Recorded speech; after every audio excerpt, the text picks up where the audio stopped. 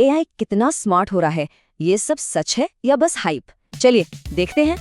कहा जा रहा है कि एआई की ग्रोथ तो रॉकेट की स्पीड से हो रही है, पर क्या ये सच है? एआई का फ्यूचर समझना है तो ये देखना होगा कि इसे माप कैसे रहे हैं। एक मीट्रिक है टास्क होराइजन। इससे पता चलता है कि एआई कितने लंबे काम कर सकता है। जरा ये चार्ट देखिए। 2020 से 2024 तक एआई के काम करने की क्षमता जबरदस्त बढ़ी है। मतलब हर 7 महीने में एआई की लंबे प्रोजेक्ट्स करने की क्षमता डबल हो रही है। कमाल है। मतलब इस दशक के अंत तक एआई शायद महीने भर लंबे प्रोजेक्ट्स भी हैंडल कर लेगा। अब बात करते हैं दूसरे मैट्रिक की, एआई आईक्यू। कहते हैं ये भी बहुत तेजी से बढ़ रहा है।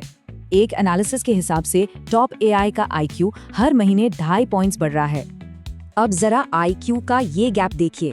2026 तक एआई का आईक्यू नोबेल विनर के लेवल पर पहुंच सकता है। पर सवाल ये है, क्या आईक्यू टेस्ट से एआई की असली इंटेलिजेंस पता चलती है? कई लोगों का मानना है कि मॉडल बस डेटा रटकर टेस्ट पास कर लेते हैं, समझते कुछ नहीं। बल्कि इलियास सटस्केवर जैसे टॉप एक्सपर्ट्स भी मानते हैं कि एलएलएम्स में फंडामेंटल दिक्कतें हैं।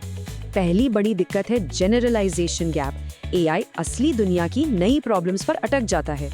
इससे पता चलता है कि एआई में गहरी समझ नहीं है, बस रटने वाले स्टूडेंट जैसा है। और ये है इंफॉर्मेशन गैप। एआई की ट्रेनिंग मेमोरी वर्किंग मेमोरी से 3.5 करोड़ गुना कम होती है। इसका मतलब है कि एआई का सीखा हुआ ज्ञान बस एक धुंधली सी याद जैसा है। और भी कमियां हैं।